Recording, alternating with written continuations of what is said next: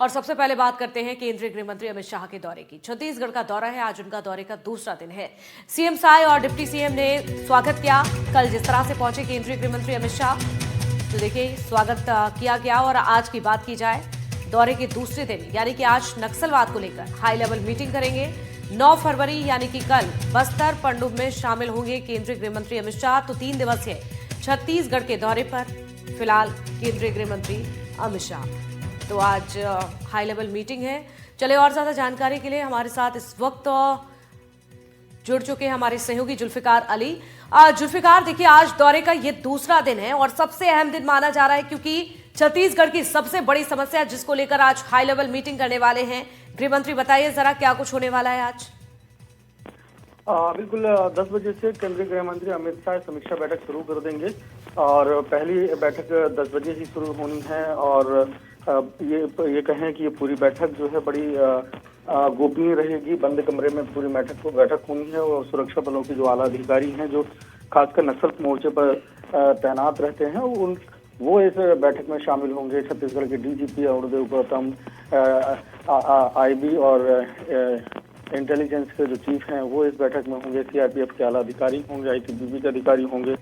और इस बैठक में ये समीक्षा की जाएगी जिस तरीके की बातें निकल कर आ रही हैं, क्योंकि केंद्रीय गृह मंत्री अमित शाह जब भी छत्तीसगढ़ के दौरे पर आते हैं तो खासकर उनका सबसे बड़ा जो फोकस होता है वो माओवाद के खिलाफ जो अंतिम लड़ाई चल रही है उस पर होता है।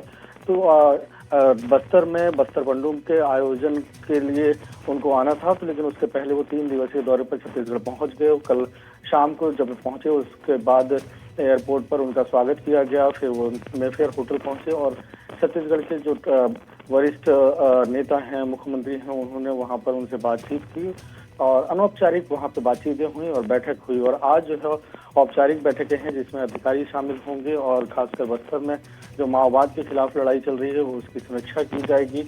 और बस्तर में माओवाद के जो डेडलाइन रखी गई है 31 मार्च 2026, उसकी समाप्ति के बाद, उसकी घोषणा के बाद बस्तर कैसा होगा, बस्तर में किस तरीके का विकास होगा, बस्तर के लोगों का जो अभी विश्वास सरकार के प्रति बढ़ा है उसे और कैसे कायम किया जाएगा, इन तमाम विषयों पर चर्चा भी होगी और कार्य योजना भी तैयार होगी।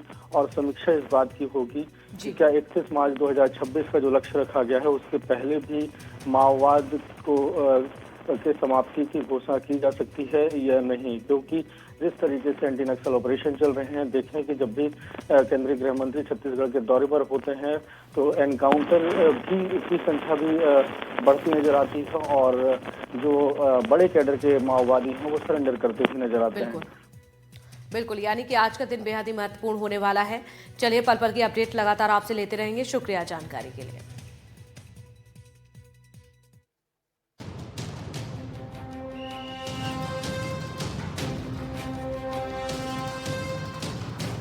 31 मार्च 2026 ये वही तारीख है जिस दिन तक भारत की धरती से नक्सलवाद के खात्मे का लक्ष्य केंद्र सरकार ने रखा है।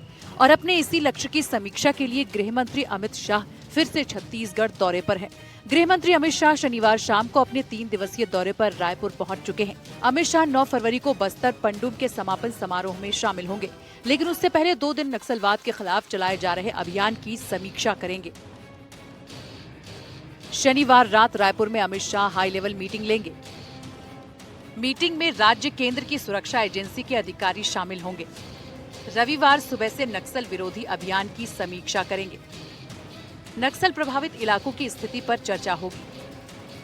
ऑपरेशन की प्रगति और इंटेलिजेंस के इनपुट की समीक्षा होगी। इधर अमित शाह छत्तीसगढ़ दौरे पर हैं। दूसरी तरफ इसका असर नक्सल प्रभावित इलाकों में लगातार देखा जा रहा है। शुक्रवार को जहां छत्तीसगढ़ महाराष्ट्र बॉर्डर पर हुई मुठभेड़ में 7 से ज्यादा नक्सली ढेर हुए, तो शनिवार को बड़ी संख्या में नक्सली हथियार छोड़कर मुख्यधारा में लौट आए।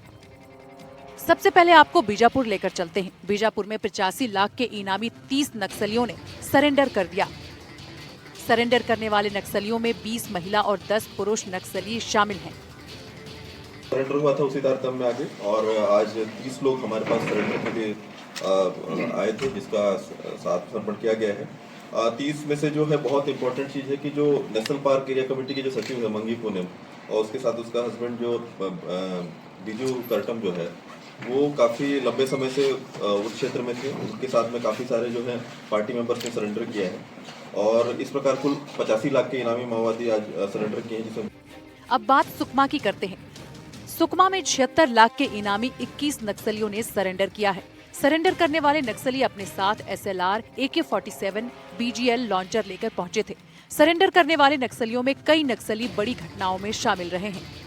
माना जा रहा है कि अमित शाह के दौरे के बाद नक्सलियों के खिलाफ चलाए जा रहे अभियान अब और भी तेज हो सकते हैं। इस तरह कुल मिलाकर अमित शाह का ये दौरा सिर्फ एक नियमित समीक्षा नहीं, बल्कि नक्सलवाद के खिलाफ तय समय सीमा से पहले आखिरी रणनीतिक बैठक के रूप में देखा जा रहा है, जिसका असर आने वाले महीनों में जमीनी हालात पर साफ दिख सकता है। Bureau report, NDTV।